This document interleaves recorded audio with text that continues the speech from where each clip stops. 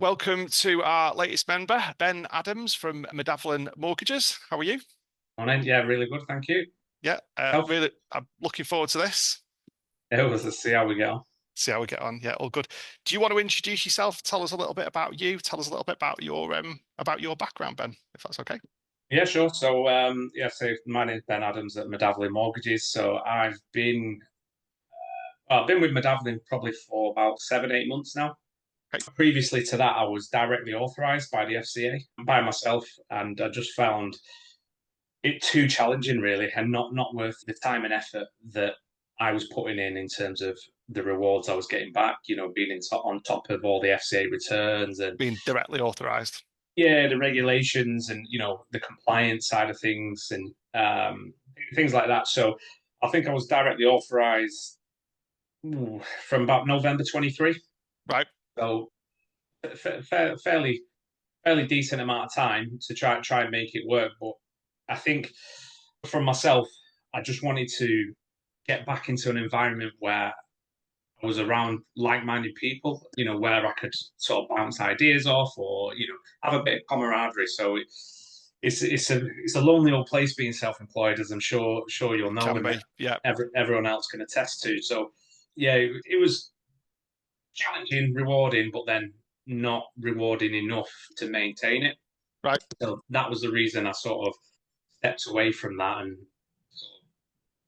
someone else has took the company over now. So I resigned and yeah, joined up with Midavalyn just to get that support from a network in Let's get the terms of network and get the bits and pieces that it provides for the network. yeah, exactly. Big So thing. yeah, I mean, I've been with the network previously. So like my background, I've been in financial services since 2006, Wow. which really long time. So I started with the Halifax back in 2006 Okay. as a cashier, Yep. and that was my sort of first foray into sort of corporate world, if you like. Previously Yeah. to that, I'd been at college and not really knowing what I wanted to do. I was supposed to have a pizza franchise. Okay. Yeah, because I was working in a pizza shop at college and they franchised their own business. And I was sort of on board with the owners on that. But when I got to about 21, 22, I just realized it was taking away my life really because it was Yeah. evening works. I was available during the day. My friends would be at university or working, and I was working sort of long hours during the evening. So yeah, I thought, right, what do I really want to do? I like numbers, so my ultimate goal was to be a financial advisor like yourself. Okay. But obviously, I had to start from somewhere. So that's why I sort of went in at the ground level at the bank and progressed through there until, yeah, I did do a pre RDR. I was a fully qualified financial advisor level 3, which obviously still qualification. So I did the Yeah. advice side through the bank up until the point where when it was coming to RDR, when they changed all the regulation, Yeah. they sort of cut that out and they made a lot of advisors redundant, which a lot of banks have obviously, changed their ways. So I then decided to stay rather than sort of jump ship because I didn't have as much experience as I wanted to then go to like a nationwide or to go independent or what have you. Yeah. Uh, so I just stayed and did the protection side of things and focused fully on protection Yeah. until up until I got made redundant at the back end of 2014. Yeah. Which also coincided with the birth of my daughter. Um, Jasmine. yeah, Jasmine. Yeah, so I was still on paternity leave and got the call. You've been called into a meeting, everyone's been called in or what have you. So, and then said you've been made redundant. But the beauty of it was, say, my daughter was 2 weeks old. Because I'd been there for 8, 9 years, then they had to pay me 3 months' notice and then also give me 3 months gardening leave as well. So Yeah. I had the first 6 months at home with my That's wife brilliant. and Yeah. my daughter, which I wouldn't trade that for the world, really. No, you can't get the time back, can you? No, no. So really enjoyed it. I got to help out and just be there sort of day in day out for her. And then obviously I had to go back to work though, unfortunately at some point. So, but again, unsure what really wanted to do. I thought, well, I was getting approached for jobs sort of from a protection side of things. So I ended up getting a job working for Vitality directly Yeah. in Stockport up at Wellington Christopher's house. So I think it's St. called Christopher's House, yeah, yeah. Yeah, I think it's called Vitality House now because they I think bought they've it. got about 3 floors. Haven't they? Have they got the whole have they got the whole thing? Yeah, they bought the whole building. Yeah, Have yeah. they? Wow. So Yeah. I think they occupy maybe 7 of the 9 floors, and they rent a couple out Right. to various ones. But when I first joined there, it was still a pretty much unknown. You know, nobody had heard of Vitality No. as a company, and in terms of the proposition and just what they were trying to achieve. Really, everyone thought it was a gimmick, but the products are really good. It's, you know, speak for themselves, but they focus on trying to get people through the door with, you know, the Apple Watch or the cinema tickets or the Yeah. gym discount. All the gimmicks that they try and which is their service, isn't it? Yeah. Yeah. Oh, So, tell us a little bit about who's at home. So you've spoken about Jasmine. Tell us a little bit about Ben. What does Ben do? Who's at home? Your missus. Tell us all about that. yeah, so well, there's me, my wife, and my daughter Jasmine. So obviously Jasmine's in school right now, which fortunately for me is about 250 meters at the top of my street. So Brilliant. it's easy for pick up and drop offs. But you know, she's a good kid, really good kid. She's really active, so she does gymnastics at Gorton on a Saturday, Yeah. where she's in like the high flyers there. She really loves That's that. the elite squad in Good. I know a few people that train there. Yeah, well, they have the British athletes there, and you know, they train there on a Saturday morning as well, so the young kids can actually see the progression. So Yeah. she's been going there now for, I think it might be maybe 3.5 years. Yeah. So she started off on the foundation. She's passed all that, so she's on level 11 now. She's basically got that. I mean, she just does gymnastics all over the house. So Yeah. I've got one the same. Yeah. yeah, splits, cartwheels, flipping over the sofa, like, you know, all sorts of stuff. So she loves that. But let's say she's very sporty. I'm hoping that she takes that from me because I used to be involved a lot in sports. Okay. What was your background then? So I play football. Play Okay. football. So Yeah. I played all sports really, but football was the main one. So like I used to play for like Stoke City when I was little. So I think when I was 10, that was pre-academies. So they didn't, you know, we was only allowed to train with a club. We weren't allowed to play games against other Okay. professional clubs, if you like. Right. So we had a Sunday league team that was formed for us that played in Stoke. So I went there every Sunday. I mean, and to be honest, we battered everyone because he was so much better than everyone. And then we went to America for 3 weeks playing football over there, which was when I was 11, which was a great experience. But a lot of my friends who are, you know, grown up within there, playing there for a few years, they sort of got released, what have you, and traveling to Stoke 3 or 4 times a week was not particularly fun when you're like 11, 12. So I started losing interest with it. Got released from there, which I knew was coming anyway. But then I was like 13, I think. So I used to train in, I don't know if you know, Olympic Gym. I've heard of it, but Yeah, so it's like so Mick Clegg, he was the owner of the gym, and his family his kids are all athletes. So like Mick Clegg trained Ronaldo when he was at United, okay, okay, okay. and then he also trained the United first team for years. His son played for the first team. One of his Right. other sons was like captain of the youth team. Another son is a European weightlifting champion. His daughter is a European weightlifting champion, and then his youngest son, I think, is a boxer. So I used to train in the gym with them, and then I used to train with Curzon Ashton Reserves when I was like 13 in the gym and stuff like that. Anyway, like one of the guys there, he's like, "Oh, you want to come and have a trial at Stockport?" So ended up going to Stockport County, and I played there until 16. Sorry, so just as I left school, but again, it was sort of the fun was coming out of it because it was more sort of a business side of things that, you know, it's more getting Yeah. to the ruthless side and giving out contracts. And Yeah. they only give out 4 in my year group when the previous year they give out 8 to backfill. But again, we was better than the year above Yeah. because of ages or whatever. They were limited to 4. And there was a lad who played for England schoolboys. There was a keeper who was a reserve team who played in the reserves at 16. It's a tough gig, isn't it? Yeah, yeah. So you kind of knew who was already getting a contract. So after that, I stopped playing football for a couple of years. Really, I just played at college when I went to college, and then my friends were like pestering me, "Well, come and play, come and play." So I ended up just going playing for fun then, really, rather than trying to get into paid football. I just wanted to enjoy it and Just enjoy the game. That's what people yeah, do. Yeah. yeah, Yeah. really. But like my knees are bad, and I had operation when I was 21 on my knee to remove cartilage, and things like that. And it's never been the same since. So I actually stopped playing football at 24, 25, I think it was. Right. And then, yeah, hardly kicked the ball since, to be fair. Um, I think That's the circle. What's your missus called? Fazana. Susanna, married? Yes, married. We've been married for, oh God. We've been together for about 13, 14 years. But no, she's similar to me. She's very driven. You know, we get on really well. We push each other. You know, we support each other. She has her own business as well in the city centre. So she has a beauty salon Brilliant. Yeah. on Deansgate in there, which is it doesn't look like a typical salon. She's got a really creative mind. So her colours are like soft pinks and greens and oranges, and you know the curvature of the wood, and we had it all made bespoke in a salon. It's really nice. So she's really proud of that. Entrepreneurial, driven, motivated, down to earth family. Well, yeah, I'd hope so. I'd like to think so. Yeah, yeah, definitely. Yeah. Yep. She tried to have a venture into. Well, she did. She opened a business in Indonesia about 2 years ago, which it's had its challenges really. So we're probably going to step away from that now because of the distance and the times and stuff like that. It's not. Mm-hmm. It's a bit difficult for her to commit. So she's fully focused on Manchester, but then she has so many ideas that she wants to sort of develop and progress into, and which is great.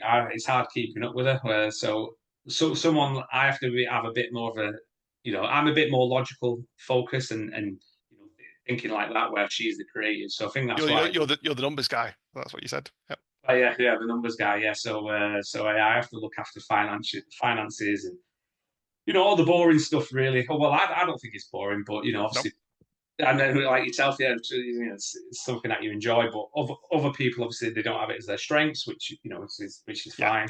And it works well. We have a good balance. Obviously, she gets on my nerves sometimes. I get on her nerves. Like this morning, that's the relationship, isn't it? Yeah, that's just life, isn't it? Yeah. So you work through it, but yeah, she's from a good family. Like I've family around me. Good. So there's not that many people left now, to be fair. All good. Tell us about what does a typical day look for Ben and what you're doing on a daily basis. So I say that it varies really. Depends on the needs of the client. It might be a case of I've got a first-time buyer that I have to hold their hand through the entire process from start to finish, and they need guidance and that time and explanation of what things mean and what documents and like I say liaising with estate agents or solicitors or trying to find them obviously the right deal and working out with their deposit, can they stretch a little bit further to a bit more of a bigger deposit down to get a cheaper mortgage, or looking at the terms, what's their aspirations and goals sort of at the end of the mortgage, or do they want to retire? Similar to what you do, but obviously not going into sort of the full scope of the advice. Yep. So it might be that if it's a remortgage, we'll be again dealing with solicitors, but maybe not so much. It's a much smoother process, or you like to think it's a much smoother process. Helping with inquiries, however trivial, really. I'd like to think that I'm open, and people can, or my clients can, contact me whenever with however daft that they think the query might be. I'm here to sort of. That's important for the full process that you're there for them to walk them through it. Yeah. Yeah, most definitely. Yeah, like I say, whether they're inexperienced or they're experienced, and just sort of get things over the line for them, and make their dreams come true. Really, that's sort of my remit. Yeah, making dreams come true, I think, is a great way of describing what you do. But I think you also help people with problems as well. So if the problem is you don't want the mortgage for the rest of your life, so paying it off, within a certain time frame, or I've got X amount in my budget, what can you afford, and how long have we got to stretch it for? I think is that what you see as a mortgage advisor? Yeah, definitely. I mean, like I say, overcoming problems. Like so someone who I'm dealing with right now, actually, after we finish, is like they own their own house outright. They're getting on in age a bit. I think similar to like a client that you sort of mentioned in terms of retire, like not ready to retire, but then what does retirement look like? Yeah, look like for them. But they live on their own. They don't have the largest amount of income because they work maybe 20, 25 hours a week. mm-hmm. And they're thinking, what does this look like? So they've come to me and said, not really sure what we can do. I mean, there was a previous client of mine, I'm not really sure what we can do. So we had a conversation and said, ultimately, what do you want to do? And they said, well, ideally, I want to live with family Yep. around people, but then I don't want to live in their house and burden them and be on top of them. I still want my own space. Yep. So they're lucky that they have quite a large garden that they can build an annex for them. Okay. Okay. But then they don't know obviously how long they live or how long it's going to be needed or the circumstances are going to change. So essentially, what the solution we've done is they're going to keep their own existing property rather than sell it and do whatever with it. They're going to take money out and put it on a buy to let, build the annex for them, Yep. rent the property out, and take an income from that. And then Right. Okay. hopefully 15, 20 years down the line, their plan is just to sell the property, obviously repay the original amount, and hopefully the property's grown in value, and then they can use that for, towards their retirement or to enhance their pension. So that's the sort of plan. That's a good example of how you help people, isn't it? Yeah, really good. Yeah. So I'd say it's obviously when you put you on the spot trying to think of examples. I mean, there's probably like hundreds of examples I can give, but that's the one That's one that's on my mind at the moment. Yeah, that's coming now. So, but like, yeah, I mean, my role, obviously, my bread and butter is mortgage and protection advisor, and that's. I was going to go on to that. What? That's the other problem that you fix for people, isn't it? Yeah, in terms of obviously protecting their futures and protecting, it's great buying a house, fantastic. It's probably the biggest commitment you'll ever make from a financial perspective. But then making, creating that awareness around, right, well, that's perfect, and nothing ever happens. But I'm here to look at sort of worst case scenario, and if something does happen, whether you were to pass away, whether you were to, cancer, heart attack, stroke, something like that, or you're just off work because you've done your back in, or Yeah, like that's a a big one. friend of mine has snapped his Achilles playing five-a-side the other night. So, Yeah, he's now out of work for a considerable period of time. He's getting messed around. You forget about that commitment when you're playing football, don't you? Or you're doing something, don't you? Yeah. Yeah, I Yeah, mean, I've got that mortgage payment to make. Yeah. yeah, exactly. I mean, we all think we're indestructible, right? Like, Yeah. you think that, I'm going to live, not going to live forever, but yeah, I don't get sick. There's no chance of me getting sick. Nothing's going to happen. X, Y, and Z. But I've got plenty of examples of trying to have helped where they've had to claim on their policy for whatever reason, Yeah. and without them policies, they would be stuck financially because they Yeah. don't have, you know, you ask the questions, you get the usual pushbacks in terms of, oh, right, well, can you tell me how would you be able to afford to pay this mortgage if this happened or that happened?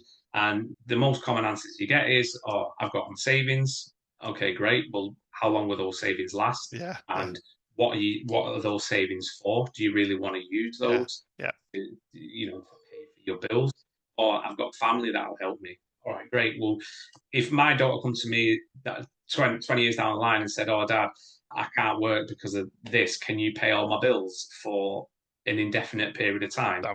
I mean, I'd love to help, but it's not a realistic situation. So it's more the education piece around the protection, and say, because I've got quite a big protection background anyway, I feel comfortable in that, and having those conversations. I've got real life examples of myself, like family who've passed away, not been in that position when I was younger, and I've seen it firsthand. Like my dad passed away of bowel cancer at 37, and I was like 11 years old, Wow. which is really obviously difficult. But that was in the 90s, and it wasn't even.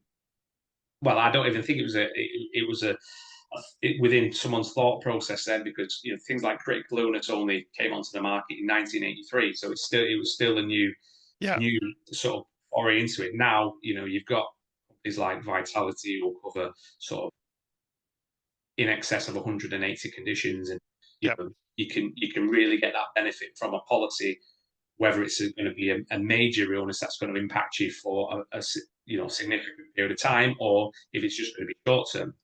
So yeah, it's trying to sort of educate people around that, obviously fit it within their lifestyle and budget as well.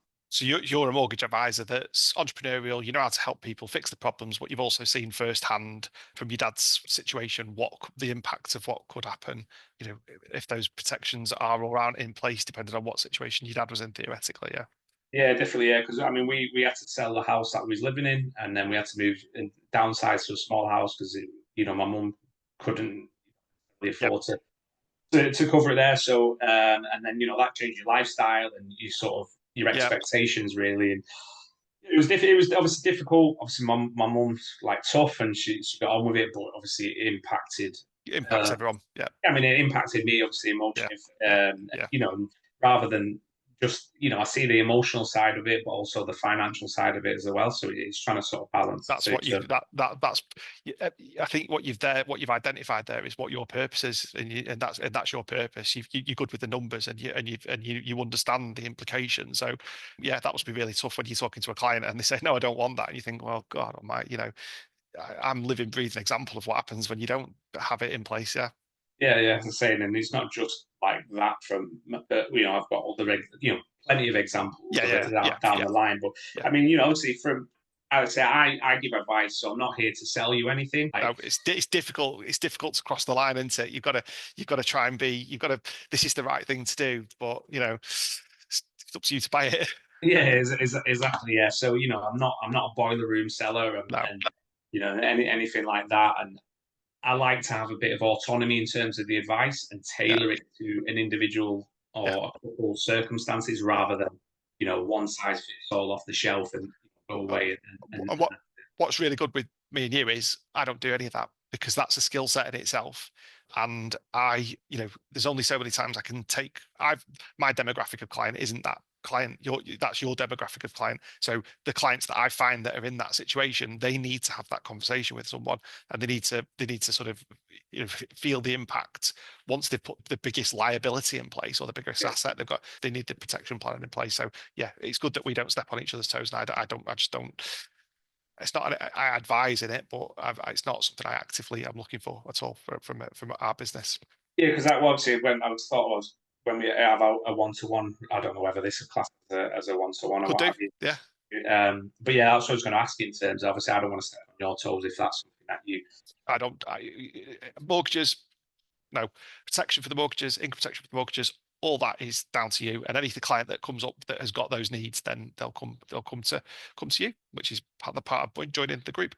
Which takes me on to the next part of the conversation. What inspired you to join Hatters and to join our networking group? Well, to be honest, I've been looking to join a network group sort of the back end of last year, really. So I had a few visits at Alchemy, Okay. which are if you know it's a Did we?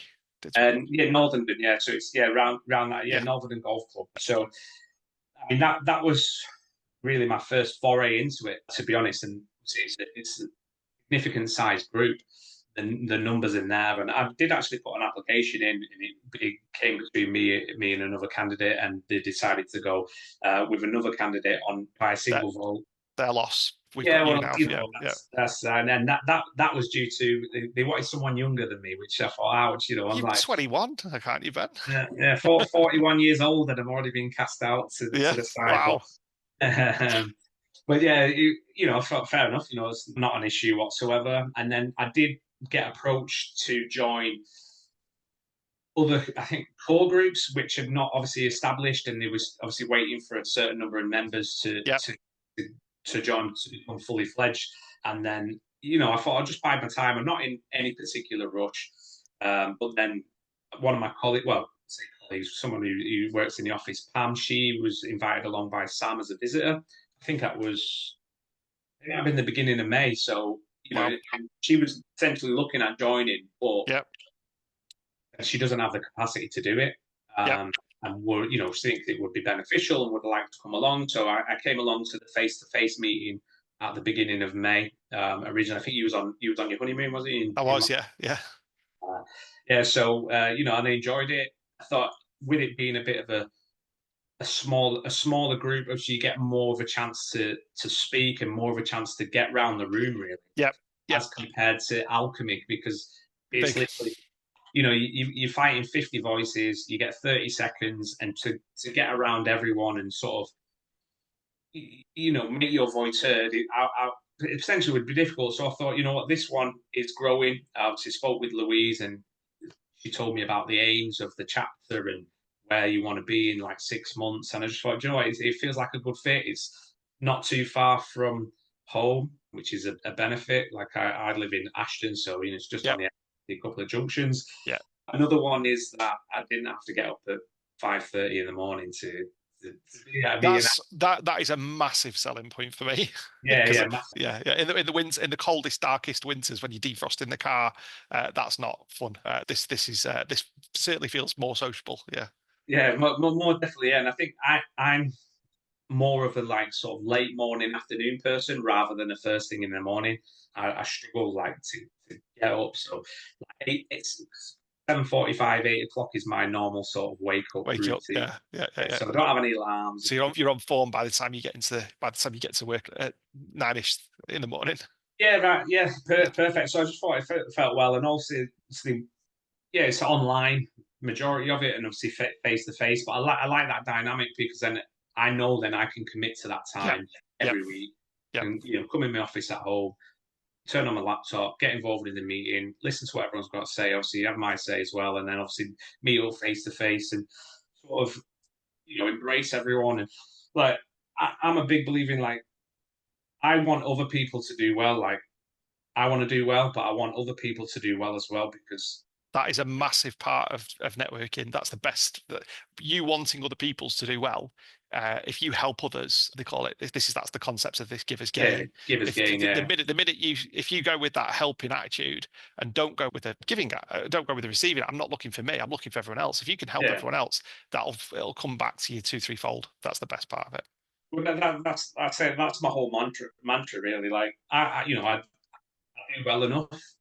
I'm not like struggling in terms of I can't afford to pay my bills and things like that. I want to sort of grow and my Yeah. personal aspirations to sort of where I want to be and when I want to retire and where I want to live and that sort of plays into a part of it. So if I can try and accelerate that by Yeah. being around like-minded people, like I said to you before, when I was directly authorized and it's just me and Yeah. you tunnel focus, you've not got people like checking in on you or people to talk to that you can bounce ideas off. It's really lonely and it's Yeah. really Yeah. difficult Yeah. sort of mentally.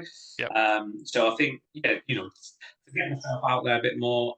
I'm not really a big fan of social media, so I don't like sort of going on there and talking about myself or personal things. Really, I'd rather do speak to someone on the phone or speak to Yeah. someone face to face and build that relationship that way rather than That's do it. That's just my style, really. Yeah, well, if it's any consolation, that's how I built my business, and I built my business through BNI, and I built it. And I'm not a social media guy because you can spend tons and tons of money on social media and it might not work, and people keep doing it year after year after year. Some people it works, or some people it doesn't. But I've built my business with a good significant proportion of it has come from BNI through Mm. relationships and through the relationships and through the connections that people get you to. And I've seen personally how following the process and structure of BNI equals and being around people that are equally going on that journey as well. Working really hard but being very patient. 8 years later, from my experience, you end up with a business. But when you start at the beginning, a bit like there's a lot of similarities in your journey from my journey. A little bit like you've got to aspire to bigger things and work towards it, and you never know where it's gonna take you. But I found that BNI has supported me with the things that I want, which is introductions to clients. So those clients generate theoretically money, but I've given as much in as I've Yeah, taken out, and that's yeah, and of that's course. Yeah, the the balance that you've balance. got. Yeah, Yeah, yeah. Well, I've got a couple of my friends are in BNI already, so I can't remember what the chap's name, but it's in Staley Bridge. So he's a mortgage and protection advisor there, yeah. and he swears by it. He's been there for I think about 5 years, and he sees the benefit of it. And Yeah. I've been with him to charity events that their chapter was holding, and and seeing everyone there and people who I already knew go through. It's really powerful. The things that you can get involved with, the people that you can meet, and the connections that you can meet as a result of the things that you do. So we often say to people that join, don't just join in. If you're joining in, Christina's running a golf day in September. Go, well, do you play golf? No, but I can go and take 20 quid's worth of ice creams. And I can give ice creams out or something like that, or whatever. The point is you're getting to meet people, and if you're getting to meet people, you're not gonna like everyone, but you might like someone. If they like you, all of a sudden you're having a conversation, and then all of a sudden you're working towards that conversation in terms of the types of clients that you want, that you would have never have touched with social media. So it's join in, and you get the result of it. So how do you think we can help you? Or what do you want from us? I say it's just really to grow my network. I'm not, if ideally, obviously, I would like to expand my client base and move on from that. But like in terms of just getting to know more people, I'd say helping them help me in giving back. So like I say it's early doors. Obviously, I've had some really good conversations with the members already who already joined in terms of one-to-ones. Obviously, got more one-to-ones booked into. I think it's important for me to really understand like other people's businesses, to really know then what so they're in the forefront of my mind, and then that's it. I know how to promote it. Like I said, me and Jerry had a really good chat yesterday, because it's difficult, say, within a minute and the product and the service that is really offering. So when we had the chat yesterday, and he showed me the crux of it, and he's developed this product, the software, and it's really good, and I should have somewhere where I can help him straight away. Because he asked me like, what do I do? See, mortgaging protection, that's my bread and butter, but I do have a lot of other things that I am involved in. So, for example, well, my mum is a lettings agent, so she has a own property management company. This is how connected you are. Yeah. So, but my mum actually lives in Egypt full time. Okay. Or 80% of the year, so she deals with all the admin side and messaging, chasing, or what have you. I deal with the face to face in terms of if there's a property for rent, I will do the viewings, and obviously I get to speak to people there and judge, understand them and what they're looking for, and vet them if you like. I'll go and meet contractors, or I'll go and meet landlords, potential landlords, go and view houses and stuff. So it's in and around that game. So I'm involved with that with my mum to a certain extent. So I help her. So I'm meeting people all the time, which I think would be good for people like for yourself. Loads of people. Loads of people in the group. Obviously their landlords will be from all different sort of backgrounds, and they'll all have needs as well. So it's really good. Architect, builder, you name it. Interior designer that might be required. There's all that, isn't there? Exactly. So there's that. I also sort of, through the office that we're in Midavalyn, like a couple of the guys there, we also sort of can assist with like asset finance and bridging loans and commercial finance as well. Obviously, we don't really sort of go out of our way to do that, but if people asking, we service, we've got that. So we try and offer like a 360 service. Obviously, because we've got my mum, the letting agent, so she has landlords that are looking to sell or looking to buy. So we have a list of properties that we can obviously, we've got these off market, or we've got these, we've got this, we've got that. So we can sell the property, we can source the property for you. I can do the mortgage and look at any sort of protection. If you're looking to bridge, we can do the bridge, or if you're looking for asset finance on, maybe company vehicles or machinery or whatever it is, or commercial lending. So I'm actually trying to, at the minute, I've got someone trying to buy a hotel in the Lake District. So I'm just looking how we can sort of finance that as an ongoing concern. With it's beautiful. Like we're going to be buying like 13 acres of land with it. It's 9 ensuite bedrooms. It's a really picturesque location. I've been there myself to have a look at it. So get involved in that. What else to do? First, thinking of football. I'm still involved with football, sort of at an amateur level as well. So me and my friend, we set up a football team. Oh, crikey! Yeah. So Basically, we was having a so my friend Ben is Adams, football team owner. yeah. So my friend is a big YouTuber for Manchester United. He's got a big, global reach really, and we've been friends for 25, 30 years or whatever. So I always like had the conversation, in terms of I said to him, wouldn't you like to give something back to the community and to the Yeah, kids, like yeah, yeah. the Grassroots stuff. Yeah, local, yeah, local areas, because there's I don't know if you know Curzon Ashton. I do. Yeah, yeah, So they compete on a small budget, but way above their sort of their peers, if you like, because they don't have the same money, and they're all about community and sort of yeah. growth in the kids, and giving them a platform. So I said, like that. So from that, we set up an amateur team during COVID, did trials, which was difficult, and then we played like it's Cheshire League. So we're still amateur now, but the plan is to be semi-professional and coexist at a level and develop kids. Hmm. Get them into kids. Like when I was young, like I said, I got released and I fell out of love with football. There's a lot of kids like that, even more so now, that get picked up at like 7 and they're in academies and all sorts. So anyway, yeah, we've developed it. I say because of my friends' Yeah. global sort of reach, we sell more football shirts for our team than someone like a Stockport County, Right.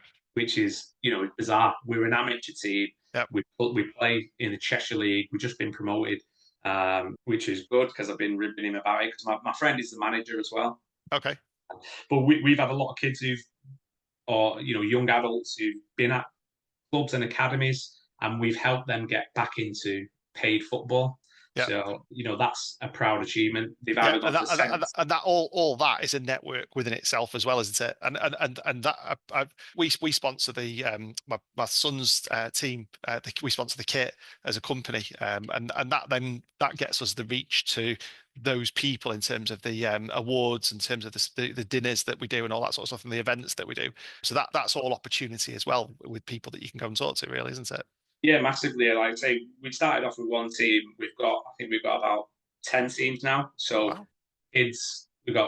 we've just, so the way we set it up is as a community interest club. So we're Yeah. owned by our members. Yeah. Yeah. So it's because of the disillusionment with, professional football and the Premier League and Yeah. fans being priced out of it. We wanted everyone to have a say in club's run and it's operated, whether we have ethical sponsors, whether we have a girls team, whether we have, a disabled team, whether we have, all sorts of different things. What choice of kit do you want? So all our members, one voice, one vote. Everyone gets to say, Yeah. and if the majority say no, then we don't go down that route. We've got we've got supporters club in Ireland. We've got one in Canada, Mexico. It's like worldwide our reach. We've got like fans in Saudi Arabia and America, most places you can think of, and it's just bizarre. That's purely from my friend's sort of global reach, speaking about Manchester United on a daily basis. So our ultimate aim, say we got, I don't know which word to use really, but we had a deal agreed to buy Flixton's ground Oh, right. Okay. Yeah. because we call Stretford Paddock Yeah. after the old paddock in Yeah. Old Trafford. So we wanted to be based in and around Trafford and Stretford area, and that was it was ideal. It'd not been used for years, but anyway, I had a deal agreed. I brought people in who were putting the money up to buy it for us, but then they reneged on the deal and they ended up putting it for auction. Oh, really? Yeah, and so that sort of set us back. But the plan is still there. I say my friend is exactly like my wife in terms of right. I want to do this. How do I get to this? Yeah. It's very very creative. I get it from both barrels. But yeah, that's sort of an aim as well to do. That's what's your passion. That's what keeps you going. Yeah, definitely. I'm gonna draw it to an end. I'm Okay. gonna say if anyone is, I think that was a fabulous. The similarities that we've got are unbelievable. I'll share a few of them with you. But I think it's great to have you on board. I think we hopefully we can all work really well with you and support you. And I would suggest everyone gets a one-to-one with you and gets to know a little bit more about you and starts to work with you. So yeah, best of luck on your journey. Perfect. Yeah, thanks for that, Greg. All good, mate. Enjoyed Right, it. all good.